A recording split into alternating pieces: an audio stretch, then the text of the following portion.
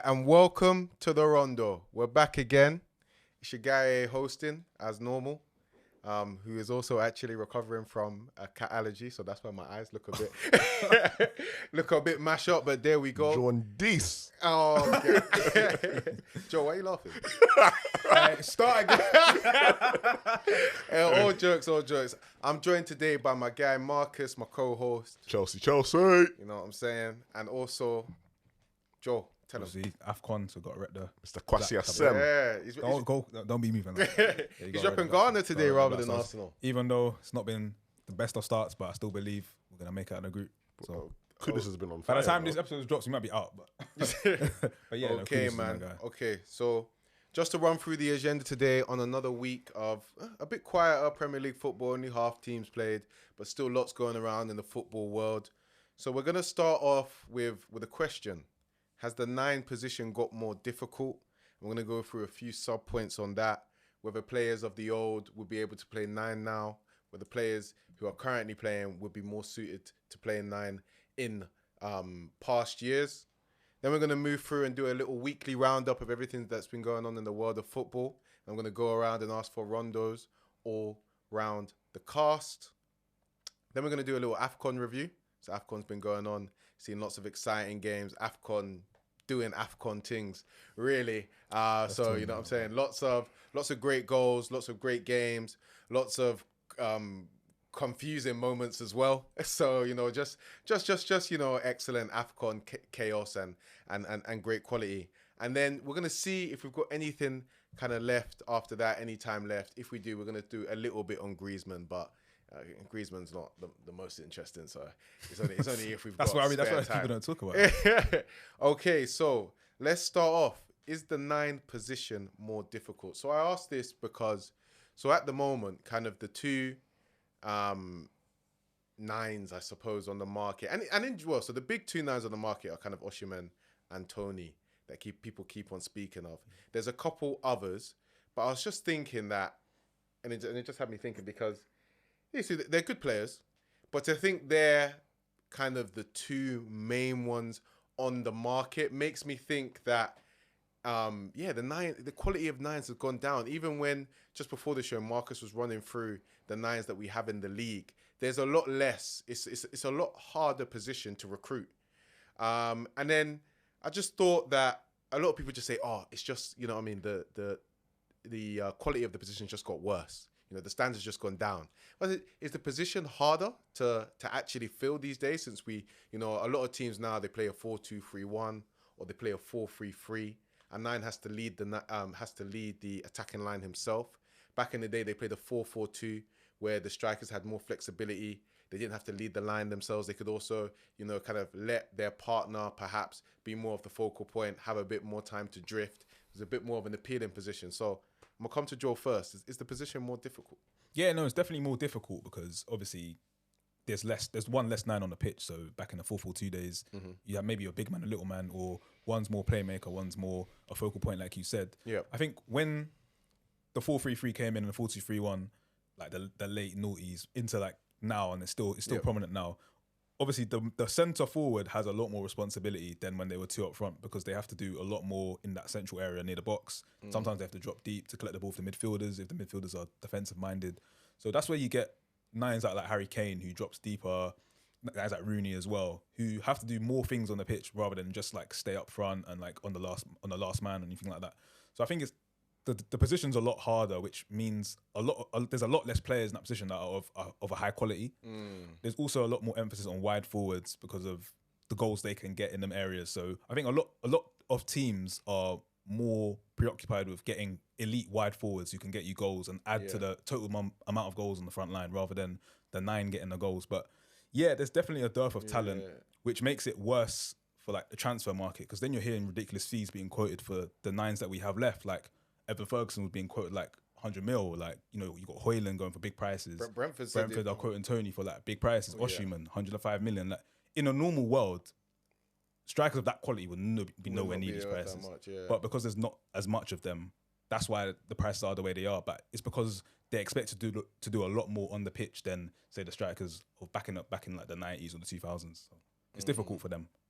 Yeah, I partially agree with Joe. I feel like one of the key reasons that we've seen this kind of dearth in elite strikers is because maybe Pep Guardiola. Now hear me out. I feel like I kind of attribute him with the introduction of the false nine into modern day football, and with that introduction of false nine, that brought in things like what Joel was saying, the inside forwards. Inside forwards was as a result of having your false nine, so you have inside forwards who can capitalize on the chances the false nine creates or things like that. And because of that era, and because of so many teams adopting that philosophy, players who would have preferred to be like a nine in the days before, trained to be a nine in the day before, now in academy days, they're learning how to play a force, how to be on a ball a bit more, how to thread passes a bit more. Or be an inside forward. Or be an inside forward. So, because of the era we're in, the strikers we have now is very few and far in between. We don't have actually old school strikers left. I feel like in the next couple of years, maybe the next 5, 10 years, because there is now a need for the old school sort of striker who's on his own, leading the line by himself, and is kind of a box threat. We will still slowly start to see these strikers coming back, but right now we're seeing a result of, literally a result of the introduction of the false nine maybe about 10, 15 years ago. Are there even many false nines in the world right now, like at an elite level or good level? Like? Yeah, I don't think it's always even a false nine thing. I think it's more just like the nine being almost like a tool, like whether it's a focal point, whether it is a false nine, but them not being your primary source of goals and that ability to get a lot of goals from out wide kind of being such a big theme in top clubs at the moment, and even just across top flight leagues. What you just said, Joe, I feel like there's a lot of players right now, who could play false nine. Just that a lot of teams don't really play false nines anymore. Like who? I feel like Jesus would be a great false nine rather than a nine. I feel like even players that you say as like second strikers, for example, Julian Alvarez, even Lautaro, these players can play false nine, and they're not really out and out strikers. Okay, so the question I'm going to ask you guys now is, like, I remember seeing a video of Ferdinand kind of going through all the nines that they had in the old days and kind of comparing it to the standard of the nines now and how there's so much less. Oh, they washes us. No, of course. There was so much more. But then I asked you, could all those quality nines that we used to have, could they play nine right now? Lone by itself. Lone nine. Yeah. So you got a name, so. Could Michael Owen play lone nine? Yes. In a 4-3-3? He could. Yes. Yeah, I think so. You sure? He can occupy the line by himself. He can hold up. He didn't really play like lone line too much in his. No, he didn't. He always played in it. He normally played in the 4-4-2. His hold up play wouldn't be at the level of like bigger forwards, obviously. Yeah. But I feel like he could hold it down with his pace. He can stretch defenses. Obviously, with wide forwards, the system would work. Running him in behind. Would he be as good as he was back in the day? Probably not, because there was another striker that was focusing defenders' minds as well, which allowed him a lot more space. He wouldn't have as much space to run into, but I still think he'd hold it down in this league. Because he wouldn't be an inside forward. But even definitely be a striker. Even for his period where he was the striker, he wasn't the conventional striker anyway. Was he not? You used to have quite a lot like him on the shoulder, just kind of in behind, all about goals. I feel like they're well more rounded in terms of being box threats. If you're looking at the likes of Henry. Those were like most of the top ones. But you used to have like quite a lot of strikers like his, sort of more just quick guys. They just kind of get in behind. Like who? Defoe to an extent. I knew you were good. Yeah. Defoe's one I'm not sure. But even guys like I can't think like back then, but even someone like Shane Long, for instance, he's obviously like a very... That's two different eras, mate. He is a different era, but like he's kind of like he transitioned. Someone like Zola, he's not playing low. Okay, Zola was a bit more of a second striker. But there was those quick little ones. I can't remember like back in Owen's time because I was very young. But I just said Shane Long's another example. Rossi. Yeah, those players that what's Rossi his name? Inzaghi. No, Rossi from Fiorentina. Oh, sorry, man. Inzaghi. Yeah, Inzaghi's not an Owen, not the same type of player. All Inzaghi would do was just be on the shoulder. Yeah, but Inzaghi's like I don't say a poacher, but he's just like he's in the box. He's scoring tap-ins all the time. With the lone nine in the 4-3-3, is it the position requirement that they have to drop deep, or is it because there are some nines that are really good at dropping deep that they like rise? I don't think a lone nine has to drop deep. That's what I'm saying. I think it's just tough. I feel like sometimes even when they drop deep, that's why the position's so hard. Because sometimes when they drop deep, they're like, "Oh, I want you up into the box." For me, it depends on the makeup of the midfield. Yeah. Yeah, of course. Yeah, I think it depends on the makeup of the midfield. I also think it depends on. I feel like with the way the lone 9 is now, is if you don't drop deep, it's very hard for you to get a lot of touches on the ball. And some 9s are such good total footballers that they'll want to, and you kind of want them to do so. Yeah. So yeah, like your Kanes, I feel like in a system like City's where you have 2 8s that are quite forward thinking and quite progressive, you can have a lone 9 that doesn't really need to do a lot. As we see in Haaland. But if you have a midfield where maybe there's like one advanced 8, the other 8 is quite a bit more reserved, a bit less involved in the attacking structure, then yes, the striker might have to come deep in, dictate play a bit more. What about someone like Defoe? Do you think he could play 9 in this day and age? It's just a bagsman though. I don't think he'd be top. I don't think he'd be as effective because I look at him because I don't know if he can lead a 9 by himself because he's not the biggest. He doesn't really have much presence. He is obviously clean technically, but he's not kind of a presence physically at all. And then I don't think he'd be an inside forward either because he's not a dribbler. He's all about his goals. Let's compare Defoe to Watkins, because you see Watkins is not a small guy, but he's not like a massive presence. He's decent. He's like 5'11", quite built. He's got a bit of muscle on him. Yeah, he's toned up, but it doesn't mean he's not like, I wouldn't be scared of him as a defender. No. But I think he can. I don't think he's like a mad physical presence, but I think he can definitely hold his own.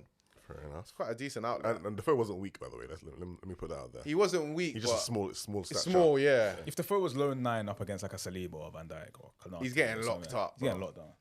He is getting locked down. He's getting eaten up, bro. Why? It's a bit too nippy for that. Obviously, when he was playing at Pompey and Tottenham, when you had like Peter Crouch next to him, like that guy will take the big defender. Maybe Defoe will go into space and stuff like that. If he was playing lone 9 by himself, it might be a long day for him. Would Henry play 9 in this day and age? I still think Henry would play 9. I know people would say he'd play. I don't know, I think he'd play inside forward. Yeah. I know people say he'd play on the left like Salah or something. Yeah, well, no, Salah's on the right. It's like Mane, say, on the left hand side, like LF, left forward. But I still think he'd play 9 because you're still physically a box threat. Like, he can do the target man thing. Yeah, he can. Of course he can. Henry, in many senses, and I'm not just trying to glaze him because he's an Arsenal player, he's like the perfect striker. Like, he could do everything. Like, he could play off the left, he could play off the right. Hold on. I agree with everything what you're saying. I don't even believe there should be a question. Of course, Henry would be a 9 today's.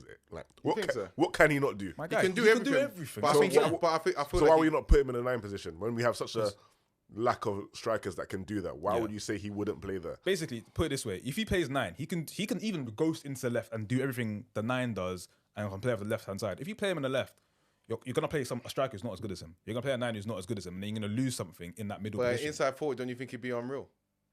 Why would he be any better inside forward than as a striker? Yeah.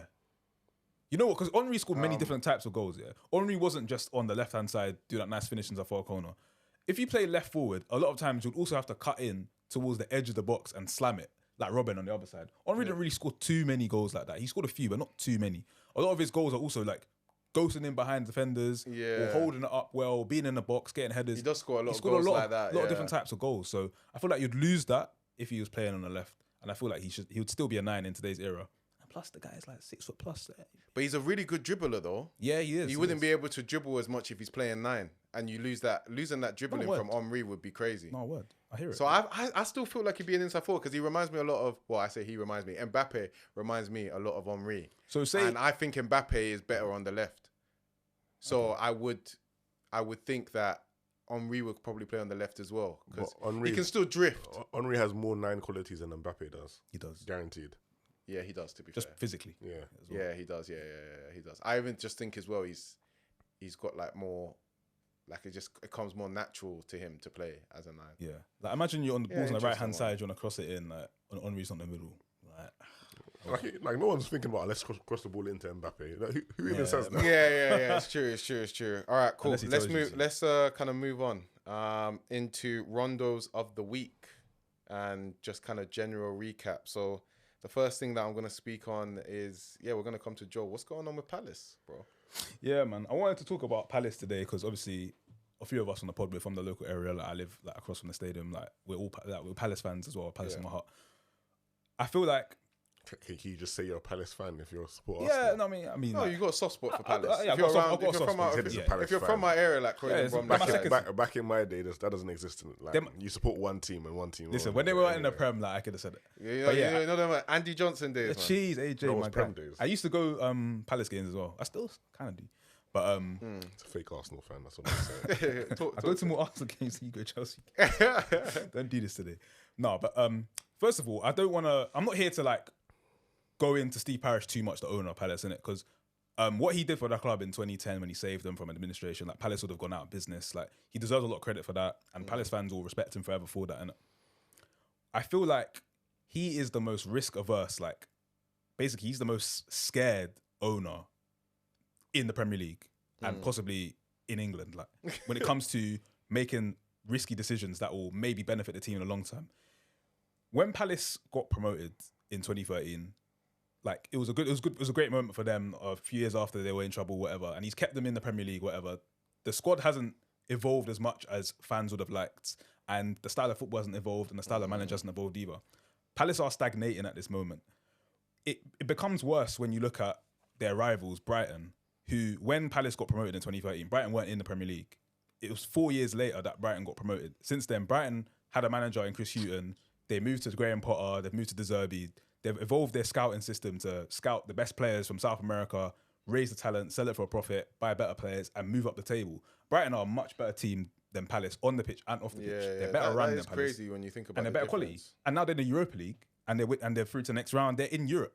Meanwhile, Palace have kind of just stayed here. Palace have been like, they're an 11 to 15 kind of team. Every year.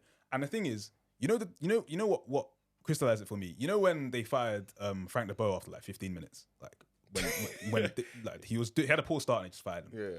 We all laughed at him, and I did as well. But I was also like a bit concerned. I was like, this tells me something about Palace, that they're not willing to stick by risky decisions they make. Yeah. The 1 minute, the second that risk looked like it wouldn't pay off, bought me panicked, pushed the panic button, brought in Roy Hodgson. Same thing happened again with Vieira, who got fired last season, and I still don't know. Vieira's awful. Yeah, he weren't awful. No. That's I agree with Palace fans. He had a poor run of form. No. And He wasn't good. He wasn't good. The football was trash, bro. At the end of the day, bro, Stop your BLM now, man. Stop your BLM and be fair. Is the football any You're better? going too far, BLM. Is the football any better right now? You're gonna let the issue. Nah. Listen, people like you is reason why they don't take the movement seriously. Roy Hodgson is 76. You are just the Roy Hodgson is 76. I agree. He should be in a home. No. He should be in a home. He's old. Let me tell you what they should have done. Yeah, Vieira should have been sacked. What? They should have got Hodgson just to stay up, and they should have said, Hodgson, thank you very much, and they should have got a new manager in the summer to play to try and progress. Yeah, but that Steve Parish guy is very, very risk averse. If you look at the managers he's brought in, he's had guys like Tony Pulis, Pardew, Allardyce. Ham sandwich managers, stale, bro. No style of play, no fluidity. Always just trying to be pragmatic. And the thing is, EDL, man. Also, I just want to come in there on your point as well. Their recruitment is very underwhelming. It's very underwhelming, and they're not reactive at all. You think about Zaha left, nobody's come in, and Wilfried Zaha is probably their best player. They have Elise and Eze on their books. No, but listen, Zaha still you lose Zaha, you bring someone in. Zaha was worth 70 million a few years ago. They didn't sell him. They kept him and then let him go for free. Someone like Zaha shouldn't be leaving that team for free. Even if he leaves for free, when a big player like that leaves for free, you have to come in and replace him. Quality. Their right back situation, I just clocked it the other day, right? I remember it like, I was watching Nathaniel Klein playing against Arsenal, and I was like, Nathaniel Klein's their starting right back. Bro. And I had to just check, like, Nathaniel Klein's not, like, filling in, because he's been playing a lot of games. He is a starter. The backup right back's Joe Ward. Bro. He's still there. I was playing with Nathaniel Klein on FIFA 12. 13, something like that. They got guys like years ago. I remember when he first broke in. Why are these men still at the club? Schlupp's not a bad player. No, bro. I don't think. You see Palace here. I don't think they Schlupp's not a bad player. They've not changed their right back for like 15 years. They've got a lot of players. No, they've got a lot of players that, when you look at them closely, they're not actually Premier League quality, and they don't replace them. They don't replace. The thing is with Palace here, basically, what I'm trying to say is what Brighton have done is they've taken risks and said, okay, this risk might not pay off, and we might be close to trouble. We might go down. But if it does pay off, we'll be higher up in the league. Yeah. Basically, Parish isn't the sort of person that will say, okay, we're 12th this season. Let's take a risk and maybe come 9th, 8th, 7th. But we may come 16th, 17th, maybe even 18th. He would rather stay in that comfort zone of 11th to 15th. But I'm telling you now, if he keeps that up in a few years' time... Why is that a problem? If that's his goal for the club... You can get sacked. Don't get relegated. The number of teams that they're better than will go down year by year. And I'm telling you, in 2, 3, 4 years, if they keep stagnating and they don't Bro, reinvest in the if squad, not for the point, they will go down. deductions that might come this season, they'll be in trouble. League for the last 10 years. And you can't just stagnate in the league forever. I'm talking about Parish is an owner. Yeah, from a financial perspective, taking a risk and get relegated doesn't make sense to him. It doesn't make sense to him. Yeah. But for the club, not everyone is a billionaire where they can take this risk. No. then he should sell up. Oh, come on, He man. should sell up. Come on, nah. No, but He's an English businessman. We have to protect English businesses. He doesn't want them to, not even stagnate. He doesn't want them to plummet. So he does everything in his ability to make sure they don't. Imagine being a fan of a team that has no hopes every season. You're just gonna come 13th. That's it's not good for the fans. But even from a financial perspective, it's gonna catch up to him. And it will catch bro, up this to season, Palace would be in trouble if not for the point deductions that Forest and Everton. And I think they're only 5 points away from the drop. Forest have a point deduction. They're likely to. Yeah, they might get, but they don't have one yet. No, not yet. But that's the only reason. Like, I just don't think you can let a club like Brighton come from below you and just gap you like that to the point where they're in Europe and they're probably going to be in Europe next year and the year after. I feel like Steve Parish needs to sort out, sell up. That's what I'm saying. Cool. I've got a couple of rondos. I'm not gonna lie. I'm gonna go with my. I'm putting the paper on this already. one's gonna be a rondo. So I'm. Oh, Gonna... you're talking about Isak. Ring that bell, man. Ring it. Self ring it. This one's a mad opinion, isn't it? All right, straight cool. blasphemy. Okay, cool. Okay, let me explain it. So, basically, the take is, in my opinion, I think it's better for Madrid to buy Isak than it is Mbappe. Oh. Ring that bell. Hear him out. all right. I'm not mad, but hear him out. Yeah. You're not gonna ring the bell. He said, give it to me. Give it. All right, say nothing. From a positional point of view, I understand him. There we go. From a positional point of view. So my point is, right, so Kylian, so obviously, for years now, Madrid have wanted Mbappe. Mbappe does want Madrid, sort of, but we know that eventually the two are probably gonna come together. Yeah. But the reason why I say it would be better to buy Isak is not because of the quality of Isak. Isak, I think, is a very talented player who would suit Madrid and is a complete striker. And there's a lot of quality there. There's a lot of quality there, but of course, when we're talking about Mbappe, I think Mbappe is a better player than Isak. Of course, he's the best player in the world. He's also actually a better striker than Isak. Then what's the? But no. Listen. If that's your point, you're wrong. Well, let me finish. If you think that, you're wrong. I do think that, but let me finish. Mbappe is adamant about playing left wing, and fair enough, he's the best player in the world. So let him play there if he wants to play there. He's gonna come into Madrid, right? And we saw the way that he ran out Neymar out of PSG, and he's gonna be like, I need to play left wing. They've got Vinicius there. You can't do that in Madrid. Let me finish. They've got Vinicius there. Vinicius, that's literally the second best left wing in the world. Literally, he's the second best left wing in the world. He's a great player. He should play there. Even Rodrigo, yeah, he's not really in the competition, but he's also even a left winger, really. If they get Mbappe, they're gonna have three. Yeah, he's actually a left winger. They're gonna have three left wingers, and I'm telling you, do you have of that? Mbappe is not gonna take being. He doesn't like playing 9, so it's just gonna cause a whole load of issues at the club, and you're gonna upset. I think Vinicius is also a potential Ballon d'Or winning talent of a player. So I think you get Isak, who yes isn't as good, but I think has a lot of qualities of a Madrid sort of 9. He's got excellent range of finishing. He's a complete sort of footballer, and then you have a front three that's a lot more balanced, and you kind of keep your team morale up. That's the reason why I think it's actually a better buy from a strategic perspective to get Alexander Isak. But you said Mbappe's a better striker. Yes. Then you play him. Isak. But he won't want to play there. And that's going to be an issue. It's Real Madrid. No, he won't. It's Real Madrid. It's Mbappe. He's the best player in the world. He's a slut for Real Madrid. He'll play anywhere they tell him to. He won't. Right now, does Mbappe think he's going to go to Real Madrid and Vinicius is going to be on the bench and just start doing what he wants? He'll be like play Vinicius F9 or something like that. He's like, it's not my problem. Can Vinicius play be serious, man? Mbappe is. I'm telling you, Mbappe is adamant about playing left wing. Everything that's been coming out of his camp, at PSG. That was a huge issue. PSG is his team. That's his team. It's going to be a huge issue for him. You think Perez will let him come and say where he wants to play, like just joining the team? Perez would rather put him on the bench if he's trying to act right. But that's how he'll move. I'm telling you. It's not going to end up well for him. All of his camp has said, like, even in like kind of in talks about the rumours of the move, they've been saying wherever Mbappe is going to go, he needs to play left wing. So if you wouldn't take him, would you take him at Liverpool? Yeah, of course, because I've been any of my left wingers for him. They're not Vinicius Junior. I'd been every single. You think I wouldn't been Nunes or Diaz? I just don't. Kylian Mbappe. All right, cool. Yeah. it's a hypothetical. It's not hypothetical. Say he was a right winger. Yeah. Would you bin Salah? I can't. But if the club did, I would understand. Because at the end of the day, Salah is 33. Okay, but use that point for Real Madrid. Vinicius is not 30. Vinicius is Vinicius is 22. Than Mbappe. Yeah, Vinicius is 22. So why would they bin He's him? got the world at his feet, bro. No, they won't. But it will just become a huge issue. Mbappe will not be happy. And he'll keep on moaning in the press. I want to play left wing. I want to play left wing. Mbappe wants to win the Champions League. He wants to win the big trophies. Real Madrid gives him the opportunity for that. I'm telling you, Real Madrid's the only club he can realistically go to. No, it is, yeah. But I'm telling you, he's adamant on playing left wing. It's a problem. I'm telling you, if he knew he'd already be there.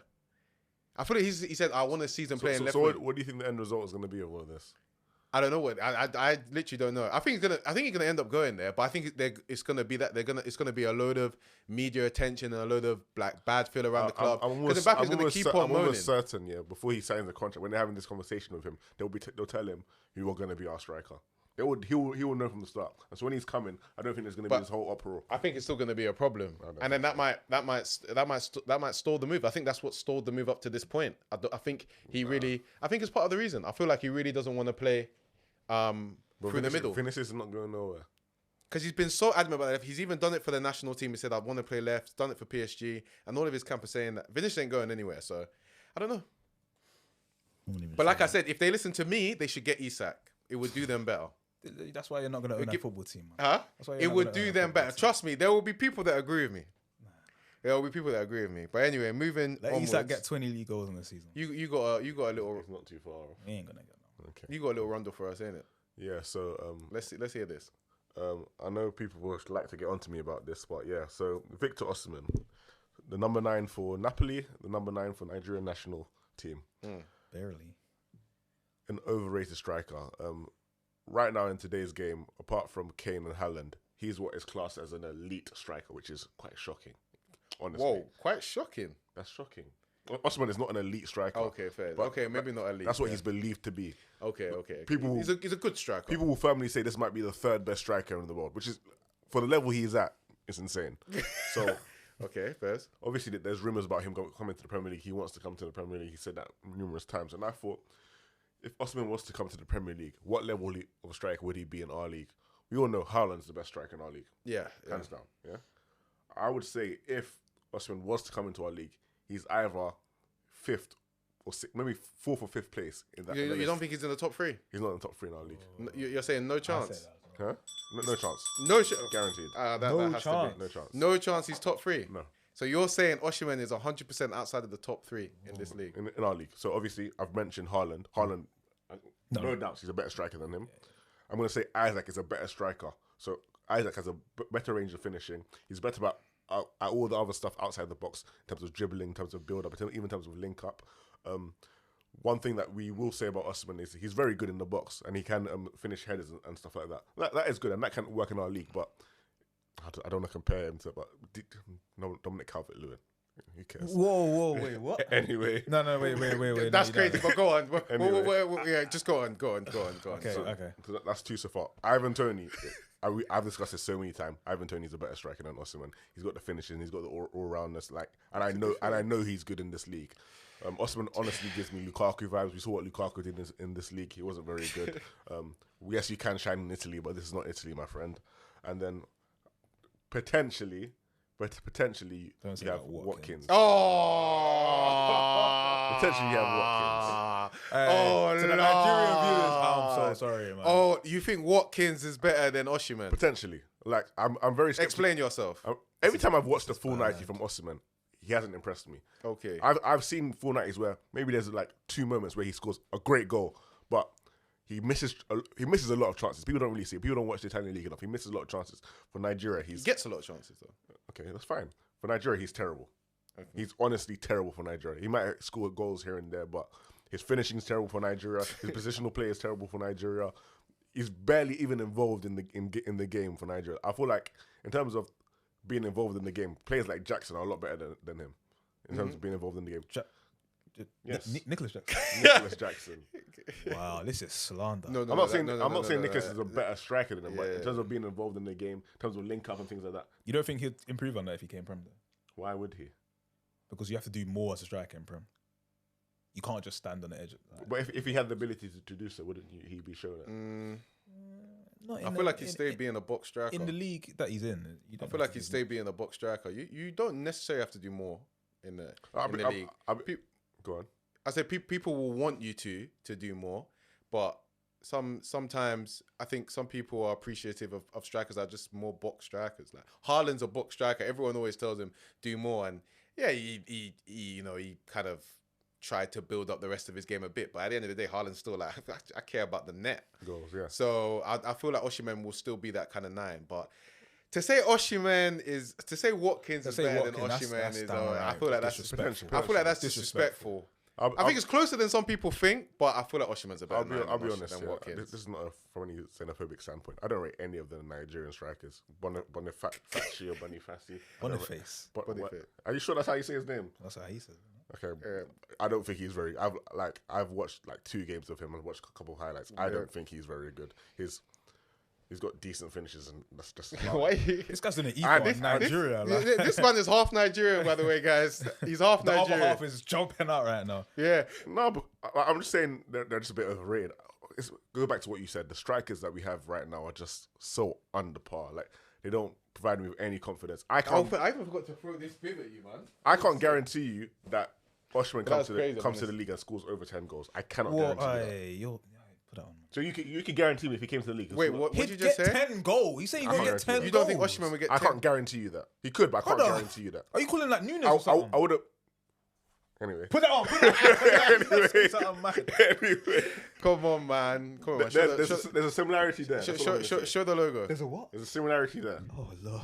There's a similarity there. There's a similarity between Nunes and Osimhen. He does not have the erratic finishing. Is this one bigger? Yeah, sometimes the BCM is there, yeah. But, bro, like... He knows how to kick the ball straight, you know what I mean? Like, does he? Yeah, he does, man. His finishing... Oh, yeah, I can't wear this way. Yeah, it's too tight. Oh. His finishing for Nigeria is like genuinely embarrassing. You think Osimhen is similar to Nunes? They have similar qualities. In how? In terms of like, they're a bit of a mess when it comes to like their whole gameplay. No, I can't back this one. What I would give Osimhen, he's got very good put this camera on juggling skills. Osimhen has very good juggling skills. In the box, surprisingly. Juggling skills. Is this what we're giving him credit for? But I need you to... So how are Nunes and Osimhen similar? You don't think Osimhen's got better finishing than Nunes? See, Nunes finishing is a weird topic. Yeah. It's a weird topic. Like, he actually does know how to strike through a ball. He actually does know how to finish, yeah. That's different from finishing. He knows how to strike the ball. He knows how to strike the ball. And he has good accuracy, I would say. Yeah. But he just... I think it's all in his head. He's just a madman. Yeah. So things tend to go wrong. Osimhen is a bit more composed than that, but I wouldn't say he's any better at striking the ball, any better at finishing than Nunes is. Composure is a big part of scoring goals. I think that's why. So are you man thinking that if Osimhen comes to this league, he rips it apart? No, but you said he wouldn't score 10 goals. I think he gets 15 goals. Guarantee it. I think he gets 15 goals. 10 goals. You're looking at guys like, you know, like Nunes, like Jesus, even Hwang. Like, you tell me he's not gonna get Hwang numbers. Like, come on, man. At any team he plays that's crazy, for. man. Osimhen is still one of the better strikers in the world. Obviously, I think he gets 15 goals. He's having a tough time. So where would you put him in the list of strikers in the world right now? In the world, he's top 5. He's top 5. Give me a place. He is probably 3rd. That's crazy, man. No, he's not. He's probably 3rd or 4th. So he's better than Isak. I think he's a better goal scorer than Isak. He's not. He's better striker. He is a better goal scorer than Isak. He's not. I don't think Isak isn't a quote unquote goal scorer. Isak's better than him. Bro, why is Isak not a goal scorer? Because the best return he's ever got, I think, in a season was like at Sociedad. He got like 17 league goals. Playing left wing. Okay. Fine. So why is he playing left wing? Well, let's talk about he's I'm gonna baller. Let's round it up on Osimhen. Anyway, I've got another rondo. Oh, go on then. I've got another rondo, yeah. So I'm wearing the bib already because I know we're upset. These guys, they know they're just talking. It will upset Arsenal fans, but basically, it's on. Because he said it's gonna upset Arsenal fans, I'm probably just gonna support him anyway. But you can say it's on Emil Smith Rowe. So basically, Croydon De Bruyne. No, I feel like Smith Rowe's got a lot of talent, but right now, Havertz actually deserves to play in the side. No, over he doesn't. He does. At the moment, ESR needs to do more. And the reason that's a lie. So I can't even listen to no, I thought I was going to support you, but that's cat. No, because ESR needs to do more. Obviously, ESR is a better footballer than Havertz. There's no doubt about that. But at the moment, I feel like Why quickly? he's just a better all right for centre mid. Based on what? He's just Based on his past performances. No. Yes. In terms of not in his past performances. He's not. That's where I'm going to come to the point. So Because I can use that same argument for Havertz. On Havertz's past performances, he's a better player than ESR. Currently, neither of them are producing. no, that's my point. Like, I don't think Havertz is producing a mad level, but he's showing more intensity and he's giving more to Arsenal when he's on the pitch, and he can get a couple of goals as well. He gives nothing at the moment. Just listen. At the moment, for me, I feel like Arsenal fans, because they're so in love with ESR's talent, they're being a little bit, you know what I'm saying? They're not being quite truthful with the level he's actually showing. For instance, he came on against Palace, and I was seeing Arsenal fans saying, already Smith Rowe has shown so much more of a level than we've ever seen from Havertz. And I don't really think he did much. He was a little bit tidy on the ball, but he didn't really... For someone that wants to get into the side, right? He wants to get into the side and he wants to take someone's shirt. You got to show your team is dominating the game. They're three or four up. Show some intensity to try and get some more. Show something. Martinelli came on. He's just been replaced by Trossard in the side. He came on. He said, "Boom! I want my shirt back." Came on. He grabbed 2 goals. He was playing with intensity. I know that's his game. I don't think Smith Rowe did that, and I feel like a couple of Smith Rowe's cameos I haven't been seeing a lot. So I think he needs to do more if he wants to take the shirt off Havertz. And Smith Rowe has You got when you want to take someone's shirt in a team, yeah, you got to do more than their level. I was saying the same thing about the Sancho and the Anthony thing. You do have to bring a level above them if they're in the team for whatever reason. I agree that he needs to do more to when he comes off the bench. He needs to do more in his cameos. Obviously, he's had a few games where he should have scored a few chances and he's missed them. But to say that like Havertz is doing things that like Smith Rowe is not capable of, or Havertz is on the pitch doing mad things outside scoring goals, mad things. It's nonsense. It's He's absolutely nonsense. Mad things. Bro, okay, fair enough. I didn't watch the game yesterday. Smith Rowe has been, but in his cameos, has been showing a similar level to Havertz. No, but here's the thing. First of all, Havertz is not a centre mid. So this Arteta experiment I'm never going to be on board with it because he's not a centre mid. Yeah. I didn't want him at the team. He ghosts in games. He's not around. He doesn't actually fulfill his left centre mid duty. I can't believe I'm in a position where I'm saying I wish I had Granit Xhaka in left centre mid because he actually was a centre mid. If Havertz isn't on the end of things scoring goals or making runs behind the defender, he isn't actually contributing. Or if he's not headering the ball from like long range, long kicks, long balls, he's not actually offering anything. Where I agree with you is that Smith Rowe, when he comes on, he does need to be more on the front foot. He needs to command that shirt back. But in fairness to the lad, he had a long injury. He had a surgery. First of all, he's had a long injury for years, even before he blew at Arsenal.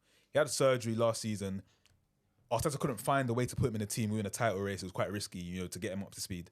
But with young players, especially players that have done so much for you, Mikel, like ESR did a lot for you that season. We weren't doing well at the start. 3 games. 3 games? It was like 8 months. For 3 games. What do you mean 3 games? Like half a Don't give me season. 3 No, games. It's like half a season. Bro, It was 3 you games. say 3 games when No, it wasn't 3 games. And they lost all 3. It wasn't 3 games. He was your best player and he lost all. You're talking. You don't remember this. Go watch the season remember back the because season. even that April when we beat you, he scored in that game. But at the end of the day, yeah, if you come back from a long-term injury, you need a run of games to get into rhythm, innit? Yeah. Now we haven't been able to afford him that, so it's kind of stop-starty. And he got another injury. He comes back. He needs a run of starts. I'm sorry, he does need a run of starts to get up to full speed. And I feel like he will be a player that can add so much quality to his team. Yeah. We need goals from midfield. He gives you that. He's got great ball carrying. But show a bit he even more hits in the your ball well. cameos. He's a good part. I feel like he does need to do better. It might be worth just starting him, right? Because you do know he's of a higher level than Havertz. Yeah. But all I'm saying is him or Vieira. If he wants I think he's even better than Vieira. I don't really rate Vieira that much.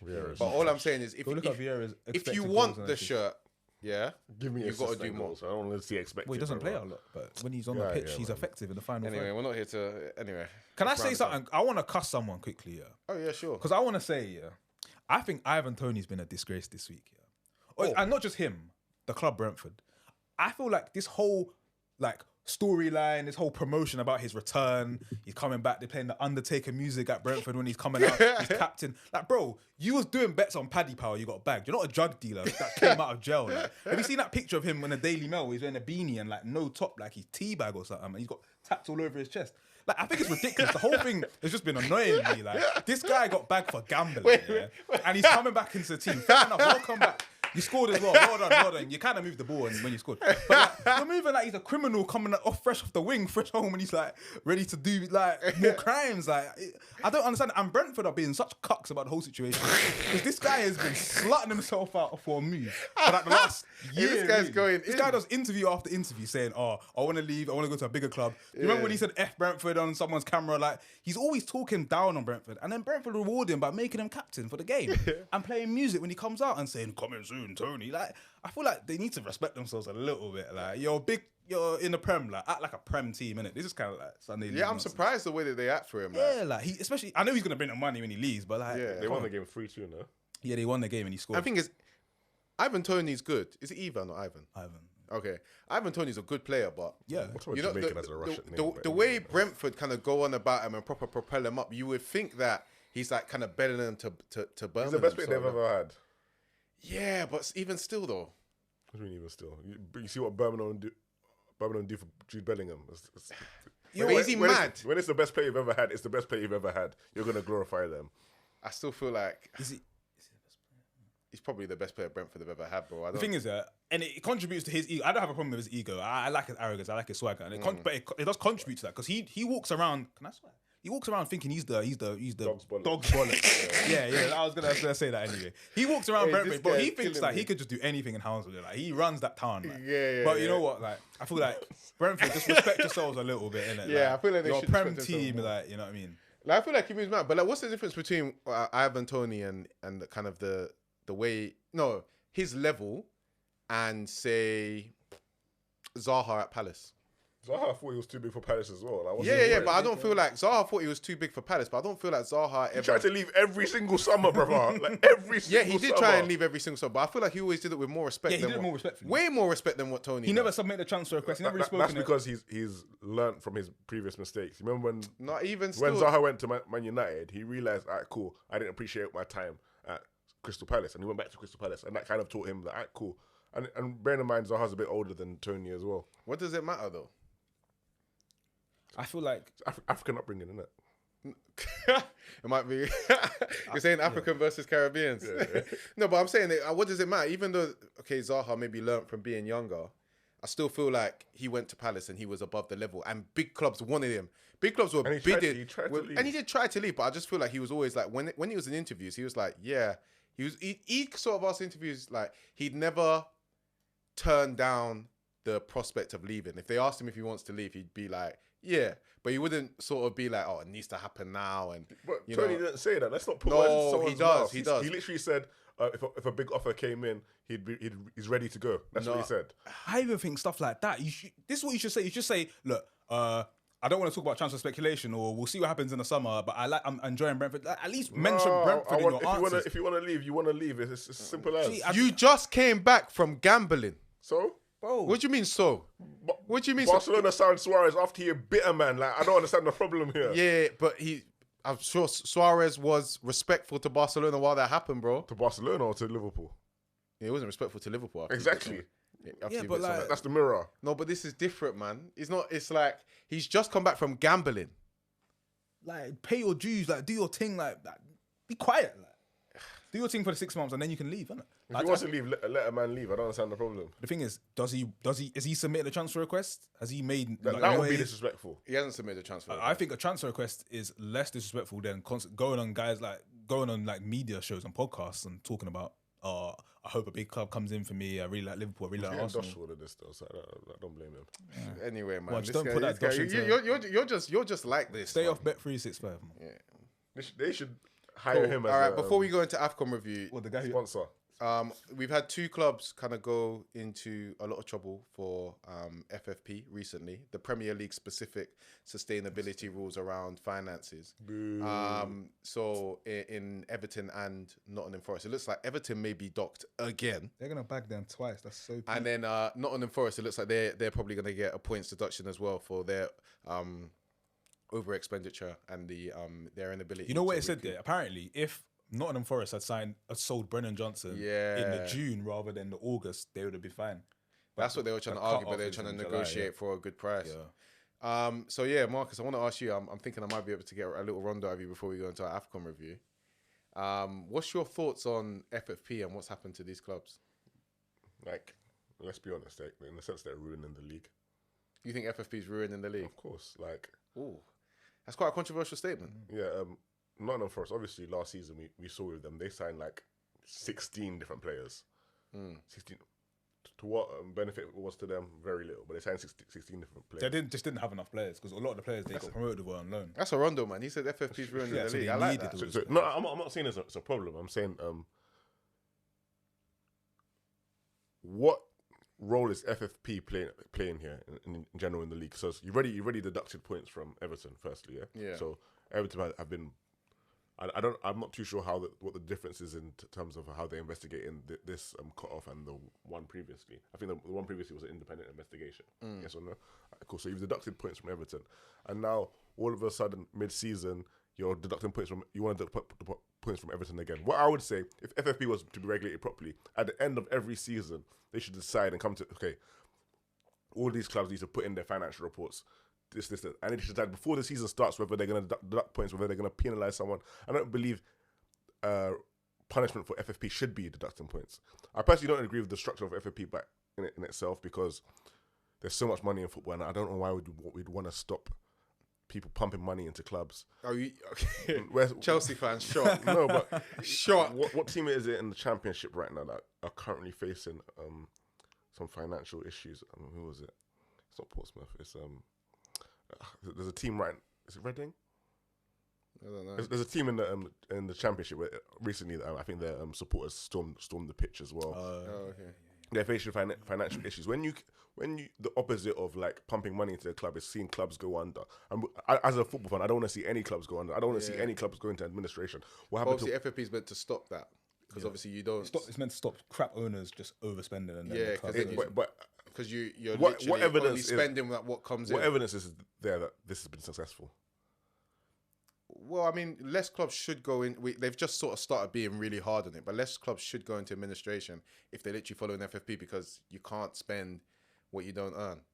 But you know what? I disagree with it though, as well, because like, you know, when I'm not doing like kind of agenda against Man City because I'm annoyed that they are basically winning everything.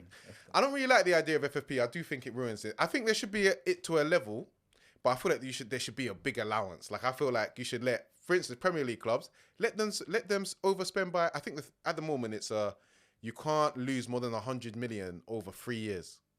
You should let Premier League clubs spend lose 100 million a year. Like that amount should be allowed for FFP because I do feel like you don't want to get too ridiculous for it because I feel that there's a level that you need to instill at lower clubs because at lower clubs you're not going to have billionaires coming in. You're going to have people who have less money coming in and pumping in money and they might be like, shit, I don't have the money to recoup this now that we haven't won. So I feel like you should do it to that extent and then what you should do is you should like kind of hold owners liable to their investment. So you can't just kind of like overspend like some owners do and be like, well, that's crazy. I just want to sell it now. I want someone else to deal with this debt. You know what the problem is that FFP doesn't see football clubs as businesses. And that's the key problem. As a business, you might maybe in 2 years you might lay out a large sum of money. Yeah. And that's for you to profit from further down the line. Yeah. Because of this 3-year structure, it doesn't allow you to take such risk where you can essentially profit in the long term. And business is about it. I know we're all football fans. We're all about the football. We want to see what's on the pitch. But you need to realize these owners, they want the best financially for the club and financially for themselves. And it's yeah, I also think it reinforces almost a monopoly of the top level of football. Because you think about Newcastle now. They finished 4th last season. They had an opportunity there to sort of pierce into the traditional big six, if you will. But then they're in so much FFP trouble now and trying to be like sustainable. I feel like Newcastle were quite safe with their spending. I'll be very honest. Yeah, and I feel like, and I don't feel like what they were doing was quite bad. Exactly. I feel like they were being quite sustainable with what they were doing. But because of the people rules, were calling them a good example of how to spend your money. Well, they're still over the rules because obviously Newcastle don't generate a lot of money. Yeah, they haven't sold well.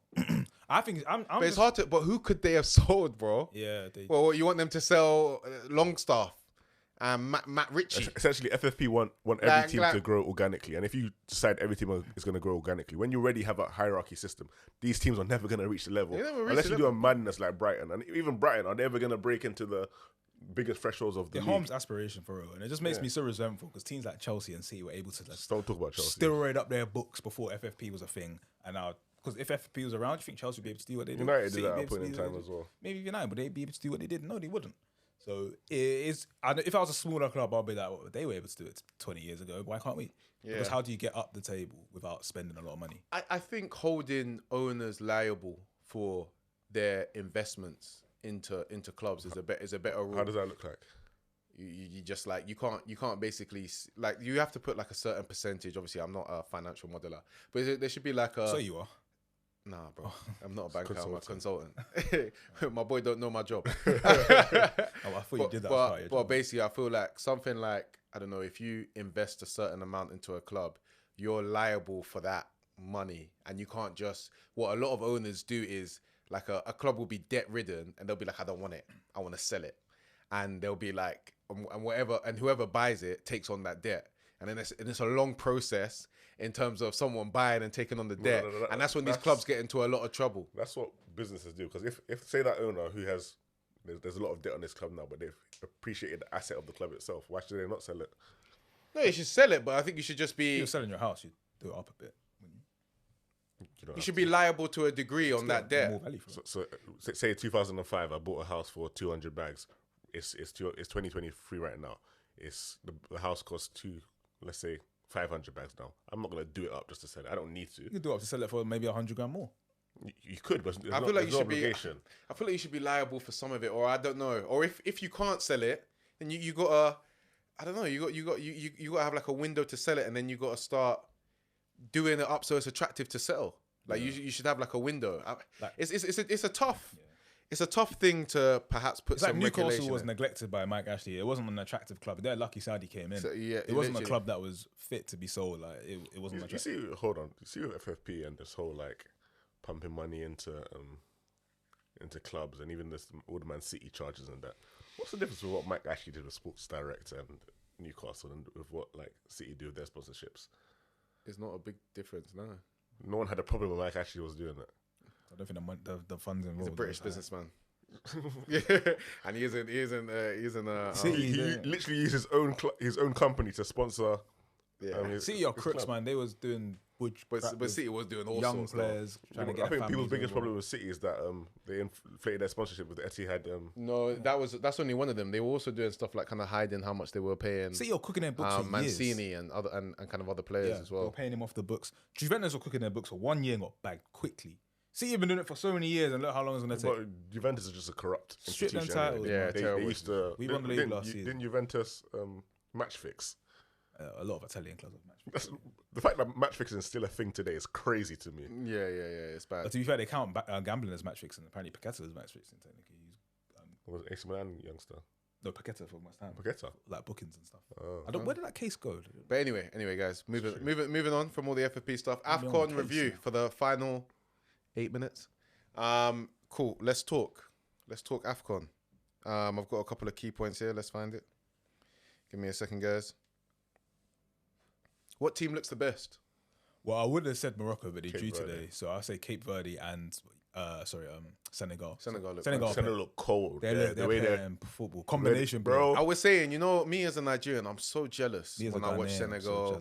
When I watch Morocco, I haven't watched much of Cape Verde, to be honest. But Cape Verde, very good. He's got a banger. He's got a banger. But when I look at Senegal and Morocco and I see patterns of play, I'm so like, bro. I'm 26 years old. I was, just kind of a couple of weeks ago in January. I turned 26. Thank you, my bro. But in my 26 years of life, I have not seen a pattern of play from the Nigerian national team. Anytime we play well, it's vibes. It's good individuals playing well. Like to see Senegal and Morocco actually play and look coached, I'm so jealous, and that's what will be the case for the best teams. And it's a shame that I don't really get that. Like when some countries have managers like Chris Hughton as their manager, what do you really expect? Bro, I don't want Chris Hughton as my manager. Chris Hughton as the Ghana national manager is so random. Hey, bro, he's just there to go Bloomberg, live in Accra, just have you seen the video where they're on the coach and they're just looking? Bro, they're looking. Bro, it's like 4 hours before kickoff, and they're looking at clips of the team like for the first time, like trying to deep what they do in the tactics. Like, who does preparation? Are you serious? Bro, do you do your homework like on the morning of when it's due? Like that's basically what you're doing. And we lost. Not at that level. Fair enough. We are the most individually reliant team ever. Like Kudus is basically like our Jan for this generation. He balled for you in that game. He balled out in that game, but it was just him. Semenyo was all right as well. But literally, we rely on one player per game just to ball out. Otherwise, we have nothing. Yeah. We have nothing in the midfield. Like, our defense is kind of weak, and them IUs are still there. Like, things aren't great for Ghana, but Kudus is the only shining light. And right now, he's looking at... Talk to me about Kudus. What level is Kudus capable of? On form right now, he's the best. He could be the best African player in the world, like, after Salah, when Salah's said and done. He's got... First of all, he can play a variety of positions because he plays left centre mid for Ghana. He can play left wing. He can play 10. He can play right wing. He's very versatile. He's got a great left foot. Like, his shooting is really good. We've seen some goals he scored for West Ham this season. The goal he scored against Egypt, the first one, beautiful goal. He's taken that leadership role. He's been Ghana's best player for like the last... Is he better than Saka? He's not... The thing is, he's not better than Saka, but he's a very effective player who... Does he have more tools than Saka? You're wearing a Ghana shirt right now. That's my guy. You're wearing a Ghana shirt right now. I'm Arsenal. You're wearing a Ghana shirt right now. You're not wearing an Arsenal shirt. The thing is, be honest, is he better than Saka? He's not better than Saka. It's too early to say that. Okay. I can't even say he's a better goal scorer than Saka because Saka got 15 last year. But who would I bank to like get the ball, drive forward, and try and crash it in? I'd back on Kudus. He's more risk. He takes more risks with the ball. He's more likely to run at you. But Saka's a cleaner dribbler. Saka's he's a better passer. Yeah. I feel like Kudus, he's still quite raw. Yeah. So he could get to levels where he's if he gets more cultured, he can be a world beater. I feel like West Ham is a quick stop. He's moving to a big club. Xenophobic in that. No. I mean, like, what does more cultured mean in terms of football? Like, yeah, that's crazy. He's still more cultured is crazy. Say more refined. Even that. Like, no, he does need to be a bit more refined. He's not raw. I'm so sorry. Kudus is not I'm not saying he's still a bit raw. He's a little raw. Not in like the sense of he's not. He's technically brilliant, but in terms of like playing at a top club and Ajax wingers and like. What are you not even saying? Ajax wingers lately, they've come to the league raw, like Anthony. Anthony's not raw either. He's just shit. Chicken, bro. Anthony's just rubbish. Just bad. He's raw still. He's not. No, I get what he means when he say he's not meaning. A lot of people when they say raw about African players, they just mean. I'm not saying he's rough. No. Yeah. He's very technically very good, but just playing at a top club. In comparison to Saka, he's more raw than Saka. Saka's like why? Saka doesn't make wrong decisions on the football. Does Kudus make a lot of wrong decisions? No. Sometimes he can though. I think this is Saka never. So you think he's better? No, I've never said that. Saka never. I disagree with you saying that he's uncultured or he's unrefined. I'm not saying overall he's not a raw player, but in comparison to Saka, just because Saka's so clean. I guess I'm not saying he's raw. I'm not saying he's uncultured or unrefined. I said once he gets a bit more cultured, because I feel like there's levels to go with this guy. Cultured is crazy. Refined, fine. Maybe you guys are putting the ceiling here and I'm putting it here, and that's what I'm saying. Because I feel like he can play for one of the real big clubs. 100%, I agree. feel like this guy can play for like a Bayern when he's older. That'll be a good club for him to play for. But they have a bad boy right. He could be one of them guys. So I feel like there's still levels to go with Kudus, and I think he can be world class. I feel like if he could be better than Jan for Ghana, that'd be amazing. Carrying us in World Cups. Jan played in a much better team. And do you think he could be world class then? Is that what you're saying? Can Kudus be world class? I'd love to think so. I hope so. I think he can be. I think he can be. I think he's got the tools. And people said that West Ham wasn't a good move for him. People say he should have gone to Brighton. How old is Saka? I think Chelsea are in for him. Something like 23. Yeah, I think so. Yeah. I'm thinking if you offered me Saka and offered me Kudus, who would I take? I might take Kudus. You're a madman. We don't even have time for that, Rondo. You're a madman. You take Kudus over Saka right now. Bear in mind, Saka's 23 GA this season. I might. Why? Has Saka been good? It doesn't matter. We don't. Hey. We don't do ifs, buts, maybes, and mights on the Rondo. Is it a yes or no, my brother? That bell, bro. So are they the same price? Well, no. Who would you rather? Okay, let's say same price. My apologies, Saka. I'll take Kudus. 20. You take Kudus. Why? That's weird. I don't think Kudus is a better player right now, but he's in a team I'd like. He's more of a better profile. Why? In what he's good at, he's a sure thing. Bear in mind, if Saka played for like a West Ham where they're not doing deep blocks, doubling up on your wingers, he would eat. He would feast on that. For what I want, for what he's good at, he's a sure thing. When it comes to scoring goals and being that type of player, he's a sure thing. I don't think Saka is a sure thing in anything. Saka is a sure thing. But he's great at everything. It's weird. Saka is a better goal scorer. Are you saying that Saka's just like you're just saying that Saka's like really balanced? Yeah. Listen, if Kudus gets 15 in the league, he's got like I know exactly what I'm getting. High if end Kudus traits. gets 16 in the league, then he's a better goal scorer than Saka, because Saka got 15 last year. So that's not what it means being a better goal scorer, is it? Is being a better goal scorer not being able to score more goals and doing it? How else would you be a better goal scorer? So your Saka's evidence. a better goal scorer at the moment, but Yes. he is. Why is he a better Because he goal scores scorer? more goals. He No, scores more goals. because if I play for a lesser team, I don't score as much goals, and you play for the best team in the league, and you score that many goals, doesn't mean you're a better goal scorer than I am. Relative to your seasons, he played for Ajax last season and didn't get those numbers. You got a decent amount of numbers in Ajax last season. He didn't get. Well, guys, I remember I got one last rondo before you finish. Go on.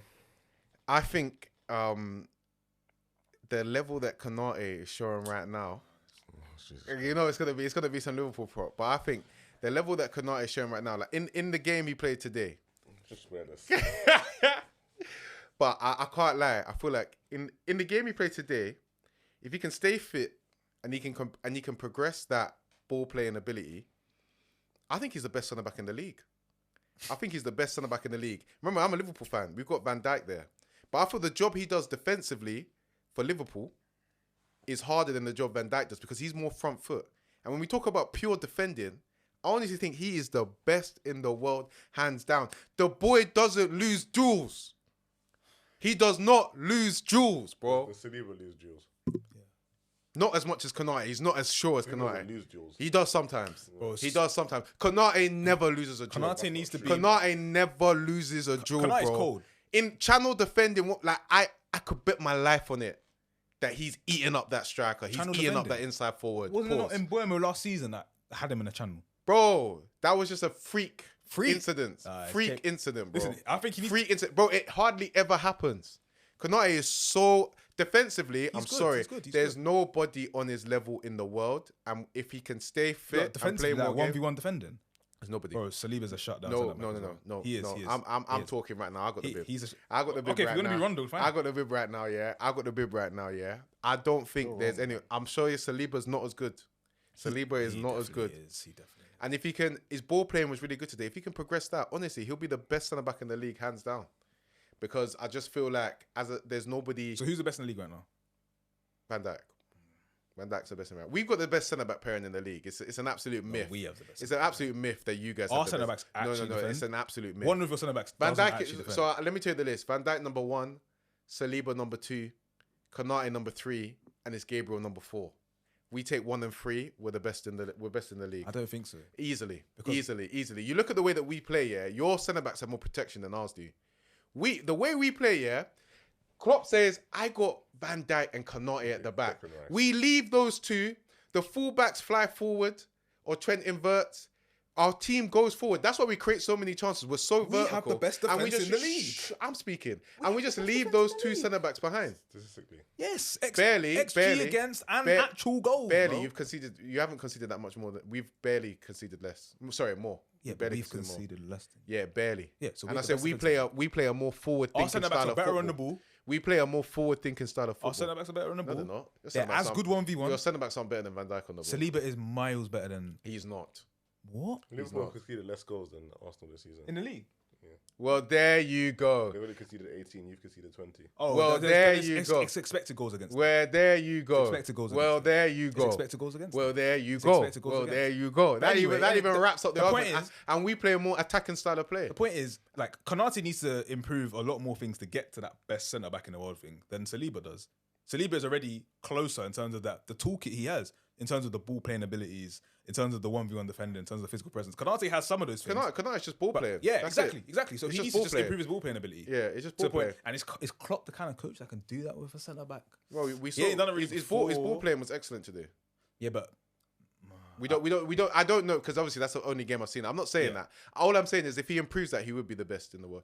I'm not saying he would be the best in the league and probably the best in the world. I am saying Saliba is better right now, but Saliba's still second anyway because he's second to Van Dijk.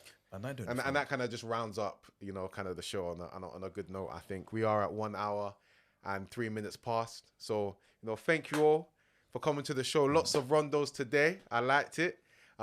See you next week. Like, subscribe, follow, all of those lovely things there.